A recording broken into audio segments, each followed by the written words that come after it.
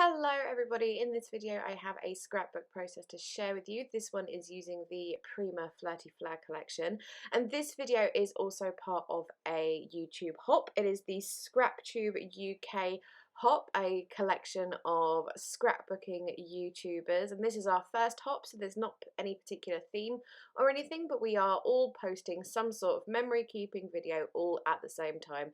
So I will leave everybody else's links down in the top of the description box. They'll be like the first things in there, and please go and check out everybody's videos. There are, I think it's 12 participants, including me, so lots and lots of videos for you to watch on your Saturday evening if you're watching it as they are all being published. But anyways, I will talk about what I am doing. As I said, I'm using the Prima Flirty Fleur collection.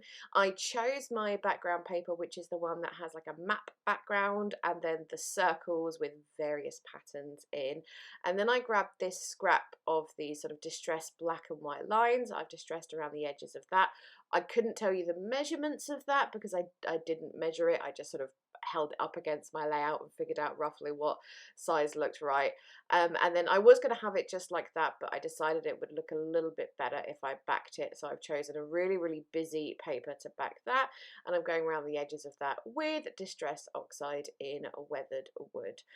And then I wanted to, so my photos, you can just see one of them peeping in at the top there. They are of me and my bestie when we were in Brussels in May this year and took some pictures in front of the cathedral, which I've forgotten the name of the cathedral, but the cathedral in Brussels.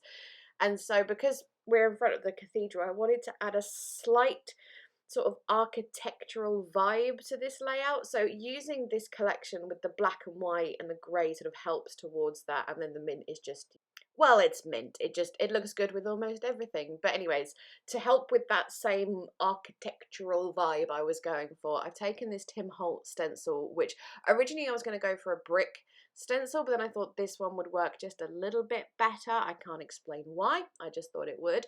I used embellishment mousse in black ash for that, and then I'm putting that sort of strip that I created down there. Oh, you'll laugh at me here. So I'd done some faint paint pencil lines to mark where exactly I wanted my strip, and then I went to erase them, and I'm like, why are these not erasing?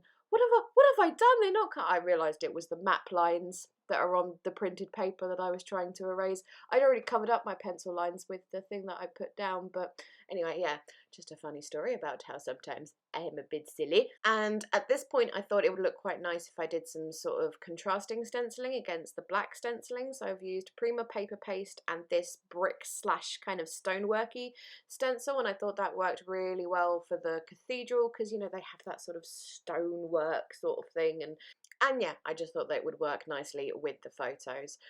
For backing the photos, I have taken some pieces out of one of the 3x4 little card packs from this collection, and then I was going to just back them with those, but then I wasn't too happy with that. So I've taken some vellum and I'm backing each photo with the vellum and using my tearing ruler just to have, so they have a nice torn edge. Obviously one of the edges where I'd put them at the edge of the vellum, I couldn't really use the tearing ruler, so I used my distress tool on that. You can't, as it's just one side, you can't really tell the difference.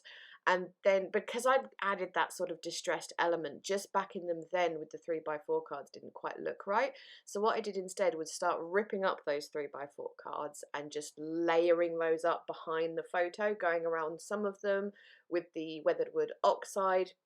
You just have that ripped and busy look, and I just think it looks better in general. I think I did bring in another 3x4 card because I ran out of pieces to use, and I really like the effect when you have loads of ripped up pieces behind a photo. I know it sounds like really simple or whatever, but I think it adds so much texture, so much dimension, and so much interest to your page.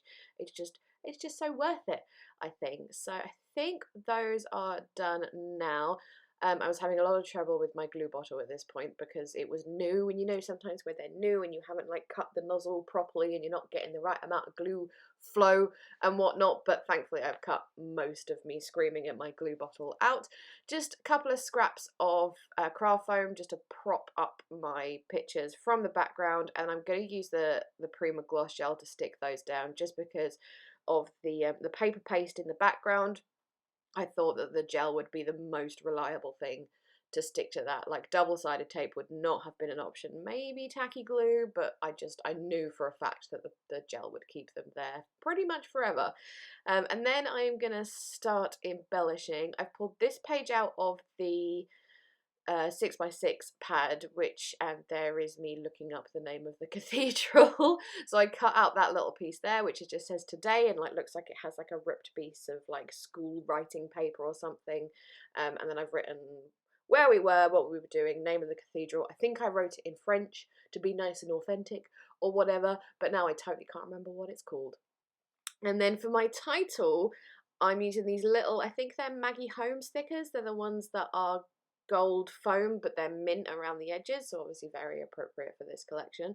And went with ooh and ah, because in one picture we're kind of going ooh, and in the other one we're going ah, and I'm fairly certain we did that on purpose for the purpose of doing a scrapbook layout called Ooh and Ah. That is just the kind of people we are. So using pretty much only embellishments from this collection, I've got chipboard, I've got the ephemera, there's stickers. The foiling in this collection is hollow foiling rather than gold, which honestly I would have preferred, but I think you can actually get away with using hollow and gold on the same layout as long as you don't overdo it. And I don't add too many of the hollow elements, just a few where it was more like I really wanted to use that particular embellishment and it just so happened to have the foil on it. Like there was one sticker that said best friends, which was obvious why I wanted to use that, and another phrase sticker I wanted to use as well. And then I just added like some tickets and some bits and pieces, just clustering those around the photos. And next I'm going to add some of the flowers. Again, these are from the same collection. I think I'm going to add like 3 in one corner, 3 in another, and then maybe 1 or 2 in other places. I chose to go with the small ones because I didn't really want to overpower the layout with flowers. You could argue that flowers aren't really related to this layout, and they're not, but I'm the kind of person who adds flowers to a layout whether they are related or not. So that's why I went with the small ones, and they're just so pretty and lovely, and they've obviously all the lovely matching colours. Covering up my photos there, I'm adding some black splatters. That is Heidi Swap Colour Shine in black. Might have a different name than black, but it's black. Shimmery black. And then Distress Spray Stain in Picket Fence for white splatters, because I thought again they would go really, really nicely with this layout. And then just a real few gold splatters in the Heidi Swap Colour Shine in gold, just because I had the gold thickers and I didn't have anything else gold on the layout, so just to add that little touch of gold. Then finishing off with my beloved Nouveau drops. I went for the stone drops because again the whole architectural cathedral theme. I used the chalk white and the Lady Liberty because the mint-ish colour of that obviously matched all those little mint hints on the layout. And with that, I think my layout is complete. So thank you so much for watching. As always, please leave me a thumbs up if you enjoyed. Please remember to check out all the other hoppers in this YouTube hop. Again, they will be linked at the top of the description box if you go check out their channels, give them some support, etc, etc. And if you've come to my channel from that hop, then hello and welcome, and thank you for coming and watching my video. I'm going to shut up now because I think I'm just blabbing about nothing. So yes, all the usual. Thank you for watching. I'm going to go. Bye bye.